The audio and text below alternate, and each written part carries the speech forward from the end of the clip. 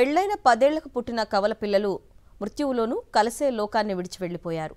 పిల్లలే సర్వస్వంగా బతుకుతున్న తల్లిదండ్రులకు కడుపు కోతర మిగిల్చిన ఈ విషాదకర ఘటన కామారెడ్డి జిల్లా తిమ్మక్పల్లిలో జరిగింది. స్థానిక జెడ్పీహెచ్ స్కూల్లో 8వ తరగతి చదువుతున్న రామ్ లక్ష్మణులు స్నేహితులతో ఆడుకోవడానికి వెళ్లారు.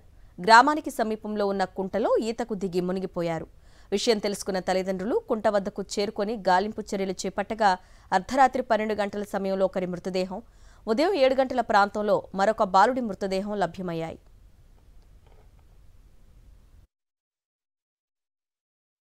పెళ్లైన 10 ఏళ్లకు పుట్టిన కవల పిల్లలు మృత్యువులోనూ కలిసే లోకాన్ని విడిచి వెళ్లిపోయారు. పిల్లలే సర్వస్వంగా బతుకుతున్న తల్లిదండ్రులకు కడుపు కోతర మిగిల్చిన ఈ విషాదకర ఘటన కామారెడ్డి జిల్లా తిమ్మక్పల్లిలో జరిగింది.